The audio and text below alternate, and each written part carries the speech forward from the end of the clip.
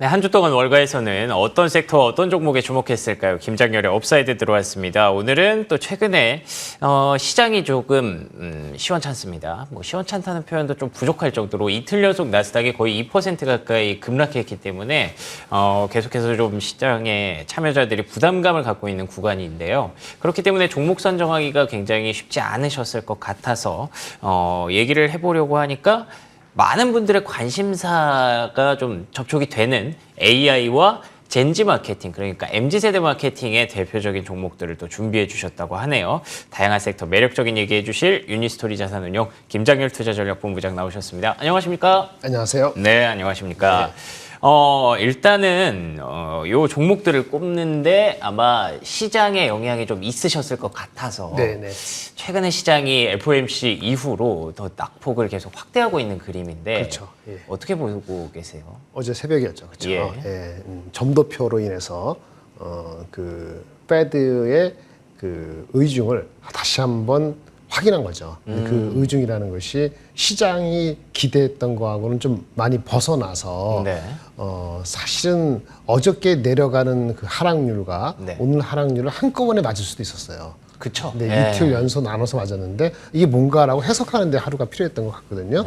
네, 저는 이제 어제 아침에 그 새벽에 나오면서 장시하기 전에 뭐 다른 방송에서도 그걸 잠깐 어떻게 했습니다만은 예. 이게 기본적으로 금리가 올라간 거잖아요. 예. 내년 금리가 5.1로 예상했던 점도표가 0.5%포인트 높아진 게 더 중요한 거거든요. 그렇죠. 예. 그 다음에도 3.9니까 4%, 내년은 5%, 내후년은 4%도 유지되는 거잖아요. 그러네요. 가장 좋은 거는 물론 경제가 솔리드하다는 표현이긴 한데, 근데 솔리드한 것이 내려가더라도 금리는 그 인플레를 막기 위해서 더 노력하겠다는 기조를 확실히 했기 때문에, 예. 그러니까 가장 결과는 뭐냐? 국채 수익률이 높아지는 거예요. 그렇죠. 국채 수익률이 솔리드 이코노미를 바탕으로 해서 장기 성장을 바탕으로 해서 올라가는 개념보다는 네. 그렇죠? 예. 그 금리 상승이 계속된다는 거, 유가와 함께 이거에 대한 컨센서스가 확 빌드업이 됐단 말이에요. 예. 그렇기 때문에 이게 하이어 앤 롱고 간다는 거를 사람들이 받아들이면은 예. 그 어저께 그저께 사이 무슨 일이 있었냐 바뀐 거라 세상에 대한 관심이 그러면은 주식시장의 대부분의 멀티플, 밸류에이션 배수라고 하는 PER이 뭐가 됐든 배수가 그저께보다는 분명히 내려가야 되는 거예요. 근데 이게 내려가는 게 뭐 5% 찔끔 내려가지 않는다는 거죠. 그래서 이 하이앤 롱고는 밸류에이션 배수를 낮게 그럴 수밖에 만드는 없죠. 예. 거죠. 예. 당연히 밸류에이션에 별로 신경 쓰지 않았던 상대적으로 내러티브하고 저번에 넘버 말씀드렸는데 네네네. 내러티브라는 것이 성장주 대표적인 건데 거기에 대해서는 조심하고 경계가 더 높아지는 거죠. 그러면 주식은 어떻게 되냐? 상대적으로 방어적이고 밸류에이션에 큰 악유가 없고 주가도 많이 안 올라간 주식 아니면 미리 조정을 받는지 이런 정도 말고는 플레이하기가 어려울 것 같아요. 당분간은. 알겠습니다. 그래서 저는 보수적으로 보시는 게 맞다라고 보고 11월 1일 날 뭐 FOMC가 금리를 올리다 하는데 그건 사실은 부차적인 이슈가 됐고 그렇군요. 미중 갈등 여러 가지 매크로적인 환경을 바꿀 수 있는 아니면 유가가 막 85까지 내려간다든지 이런 어떤 뚜렷한 매크로의 변수가 나오기 전에는 밸류에이션 멀티플 내려가는 거를 극복할 수 있는 이익의 어닝의 서프라이즈가 없는 주식은 네네. 아마 버티기가 쉽지 않은 장이 될 것 같아서 좀 안타깝지만 제 생각에는 한 그 레벨 다운 될 것 같아요. 모든 시장이. 그래서 좀 조심스럽게 오늘 말씀드릴 수밖에 없네요. 알겠습니다. 하이어 포 롱거라고 하죠. 이제 연준의 FOMC 정책에서 아마 자주 보는 그런 영어 단어라고 하실 수가 있을 것 같은데 높은 금리가 좀 장기화될 가능성이 점도표를 통해서 굉장히 좀 높아졌습니다. 물론 점도표는 점도표일 뿐이지만 어찌 됐든 연준의 의중을 확인할 수 있는 지표잖아요. 그렇기 때문에 이 부분이 계속 시중금리를 건드리고 있고요. 2년물 국채금리 그리고 10년물 국채금리가 4.5%까지 간밤에 또 치솟았습니다. 이렇게 되면 종목들, 주가의 멀티플을 제한할 수밖에 없고 결국 꿈을 먹는 주식, 성장주들은 당분간 조금은 멀리해야 될 필요가 있다. 오히려 레벨 다운까지 생각을 하셔야 된다라는 점을 얘기를 해주셨어요. 그래서 방어적인 관점에서 오늘 또 종목을 선정하셨다고 하니까 그래도 또 시장에 탈출구, 해법을 이 종목들로 찾아보도록 하죠. 일단 첫 번째 종목은 시놉시스라는 종목입니다. AI 관련주라고 들었는데 어떤 기업인가요? 네, 예전에 한 몇 개월 전에 한번 소개를 드린 적이 있는데 우리가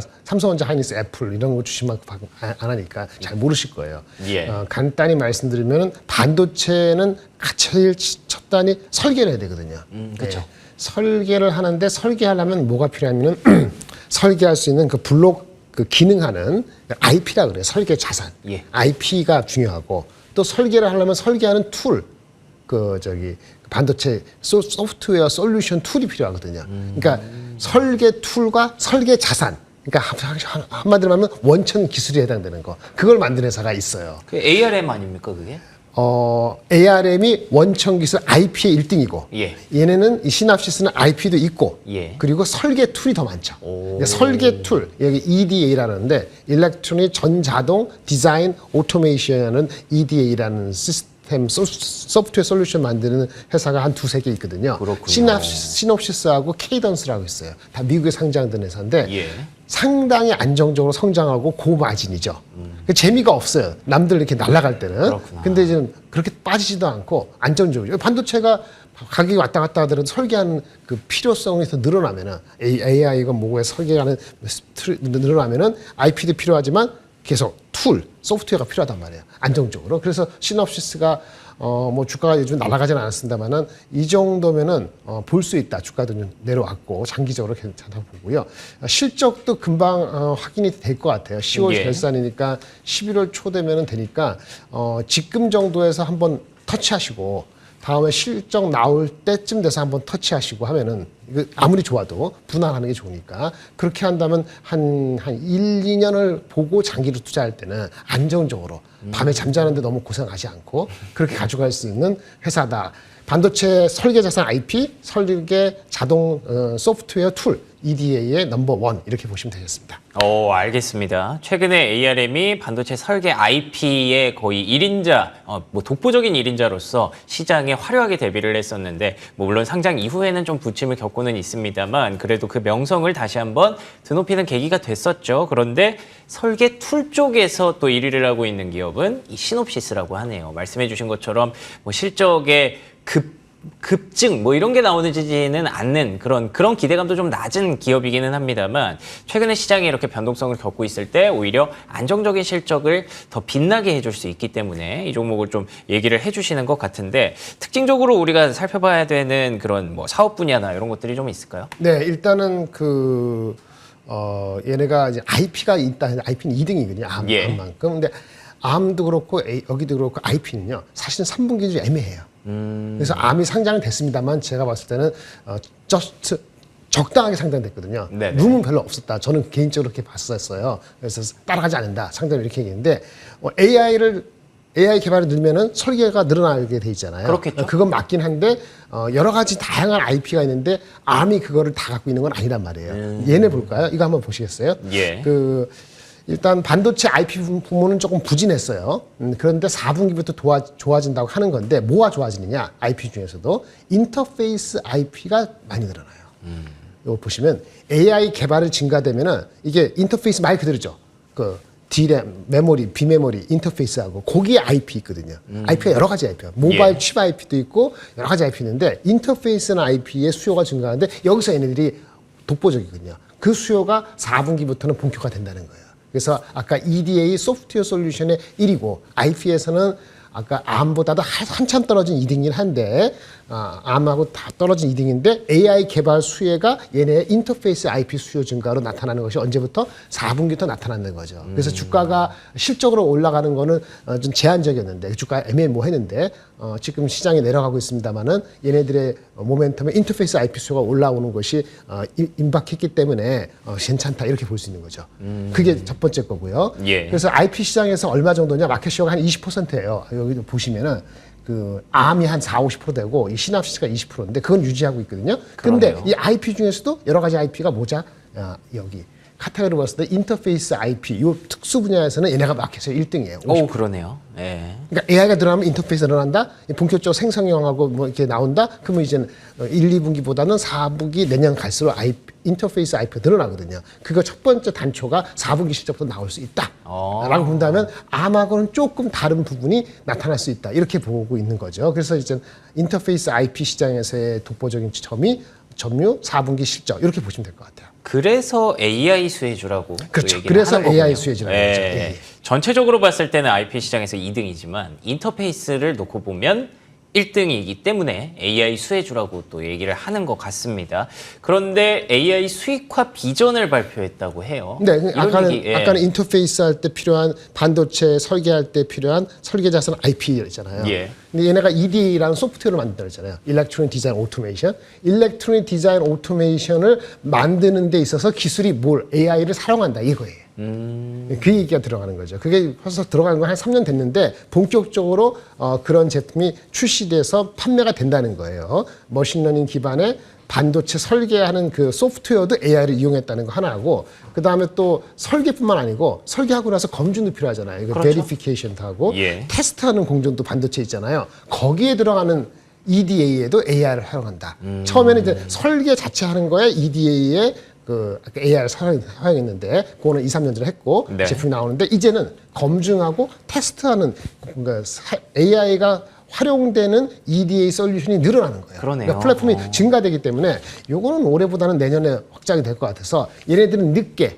AI 수혜가 AI 막 활용하는 거 많잖아요. 근데 AI를 막 활용해 그러면 인터페이스도 필요하고 뭐 테스트도 필요하고 뭐 하는데 우리 설계 툴도 다 AI를 탑재해. 이게 본격화가 된다는 거죠. 그게 실적이 올해까지는 대부분 반영이 아직 안 된 거거든요.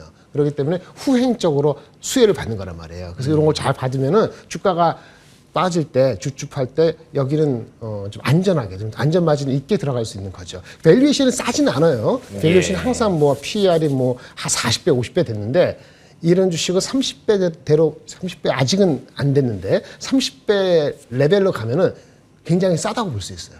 그러니까 가치 시장에 빠질 때 안정적인 걸 생각하고 성장을 적절히 양수 겸장이라는 어려운 말을 쓰는데 두 개 다 갖게 하려면은 이번 기회에 좀 많이 빠지면 한 두세 번 나눠 사면은 한 1, 2년 정도 할 때 괜찮다 이렇게 볼 수 있어요. 마진 좋습니다. 마진은 항상 30% 이상입니다.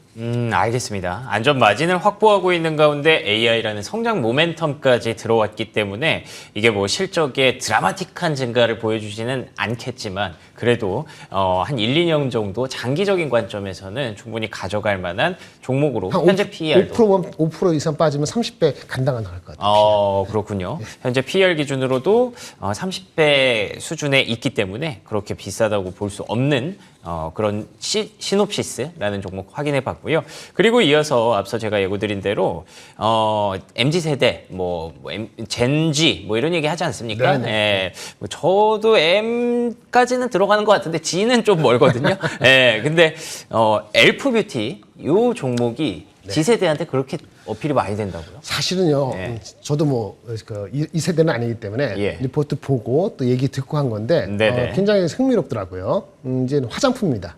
화장품인데 말씀하신 것처럼 성장이 본격화되는 게 눈에 보인 거예요. 근데 뭐 제너레이션 G 세대의 브랜딩에 딱 맞췄다 이런 얘기죠. 그럼 G 세대 제너레이션 G에 맞는 브랜딩이 뭐냐? 우리 그럼 올 세대가 착하지 않은 건지 모르겠지만 착하고 가격도 비싸지 않고 친화적이고 자연 친화적이고 뭐 이런 거예요. 비건 재를 쓰고 이런 거를 기본으로 하고요. 그 다음에 인수 합병을 좀 많이 해가지고 외형도 많이 컸어요. 그 주가 좀 오르긴 올랐습니다. 주가 많이 올랐기 때문에 아주 최근에 조정을 받았어요. 그래서 기술적으로는 좀 더 빠지는지 여부를 확인할 필요는 있는데 이런 회사가 있다는 걸 아실 필요는 있어요. 그래서 한번 우리도 코스메틱 화장품 가면 가잖아요. 저기 인디 브랜드 이런 그렇죠. 거. 근데 여기는 인디 브랜드보다는 젊은 사람의 취향에 맞게 하면서도 외형 성장을 동시에 도모하는 인수합병을 같이 한다는 측면에서 아마 회사가 마케팅이라든지 그 전략이 좀 강력한 것 같은 느낌이 받거든요. 그래서 한번 가져왔어요. 이렇게 보시면 되는데 아까 저렴하고 착하고 뭐 혼자 못하니까 콜라보하고 젊은이들한테는 재미를 추구하고 이런 건데 뭐 인플루언서를 마케팅을 하고 가격이 쌉니다. 저렴하다는 게 $10 이하가 많답니다. $10면 얼마입니까? 13,000원? 그쵸, 현재 엄청 싼 거 아닙니까? 환율 기준으로. 한국도 그렇게 보통 2, 3만 원 할 것 같은데. 그러네요. 그래서 구매 부담이 없으니까 재구매로 이어지는 것도 좀 늘고 이렇게 하고 있고 재미라는 건 제가 잘 모르겠습니다만 뭐 청바지 시리즈 무슨 도넛 시리즈 이름도 재밌네요. 이렇게 뭐 콜라보 제품을 다수 출시해가지고 네. 인식을 좀 확대하고 있다라고 볼 수 있겠어요. 그래서 이게 보시면 좀 보시면 에비타 이렇게 하면서 마진이 얼마 나오냐면요. 엘프의 가이던스가 있는데 에비타 마진 아시죠? 영업이익에다가 예. 감가상각비를 이제 다시 애드백한 것이 마진이 올라가고 있어요. 지금 20% 넘습니다. 이런 회사의 20%면 괜찮은 거예요. 사실은. 그러네요. 예. 이거 뭐 빼고 나면은 마진이 그래도 15% 되는 건 작은 회사는 아니죠. 그렇게 돼 있고, 그러면 시장이 어떠냐? 미국 시장이 진출이 많거든요. 미국 시장이 많은데 얘네가 마켓시어가 한 3위 정도 되는 것 같아요. 근데 보시면은 그 색조 기준. 작년 색조 기준으로 했을 때 마켓시어가 한 이게 몇 퍼센트? 한 10%. 예. 그래서 예. 근데 1, 2등이 18%, 13%니까 뭐 엄청나게 차가 나는 것도 아니고 그러네요. 고만고만한데 라이징 스타라고 볼 수 있겠죠. 채널도 여러 가지 다양하게 하고 있다 이렇게 보시면 되겠고 그래서 전체적으로 단가가 싸기 때문에 그 좀 이제 많이 판매를 하는데 혼자 못하니까 아까 인수합병한다 그랬잖아요. 근데 중저가는 스킨케어 가장 중요한가 봐요. 스킨케어 브랜드인 나투리움을 인수를 최근에 했는데 이거로 인해서 이 스킨케어의 비중이 많이 늘어나고 네. 시장에서의 성장도 높아진다 이렇게 계속 얘기하고 있어서 좀 어텐션 하는데 최근에 한 1, 20% 빠졌어요. 예. 주가가 많이 올라갔기 때문에 그거에 대한 기술적인 접근은 필요하다고 보여지고요. 근데 MZ 세대가 갑자기 소비를 확 줄이지 않잖아요. 이게 저가니까 이게 뭐 이제 금리 올라가는 거라든지 퍼처싱 파워하고 실질적인 임팩트는 좀 분리돼 있다고 봐야 되는데 투자 심리가 약화될 때는 또 오른 만큼 다시 이제 다시 백하는데 그 흐름이 이제 시작됐으니까 제 기술적으로는 한 1, 2주 많으면 한 달 정도 보면서 접근을 하시면 괜찮지 않겠나 이런 판단을 갖고 있습니다. 알겠습니다. 시장의 불확실성이 조금 높아지는 구간이기 때문에 두 가지 종목을 준비를 해주셨는데 첫 번째 종목은 장기적 관점에서 볼 수 있는 AI 수혜주 시놉시스였고요. 두 번째 종목은 상대적으로 최근에 낙폭이 좀 확대되면서 저평가 가능성, 메리트가 좀 높아지고 있는 엘프뷰티였습니다. 이 두 종목 여러분들 불확실성 높아지는 구간에서 조금 더 주목해 보시면 좋을 것 같네요. 지금까지 유니스토리 자산운용 김장렬 투자전략본부장과 얘기 나눠봤습니다. 오늘도 좋은 말씀 고맙습니다. 네, 감사합니다.